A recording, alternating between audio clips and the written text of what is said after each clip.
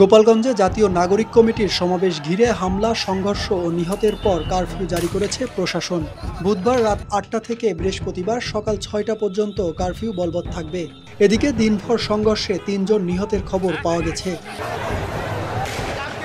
বেলা 11:30টার দিকে গোপালগঞ্জ টেকেরহাট সড়কে পুলিশের গাড়িতে আগুন ও উপজেলা নির্বাহী কর্মকর্তা ইউএনের গাড়িতে হামলা করেছে নিষিদ্ধ ছাত্রলীগের নেতাকর্মীরা।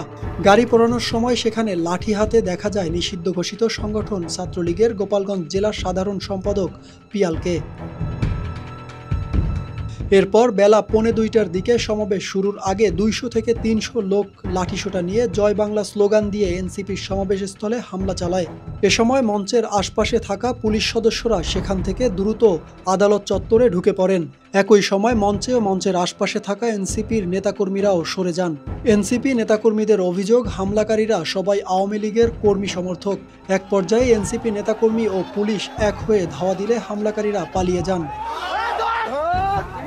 এরপর 2টার দিকে সমাবেশস্থলে পৌঁছান এনসিপির আহ্বায়ক নাহিদ ইসলাম, সদস্য সচিব আক্তার হোসেন, মুখ্য সংগঠক দক্ষিণাঞ্চল হাসনাত আবদুল্লাহ, মুখ্য সংগঠক উত্তরাঞ্চল সার্জিস আলম সহ কেন্দ্রীয় নেতারা। তাদের উপস্থিত হতে সেখানে সমাবেশ করে এনসিপি।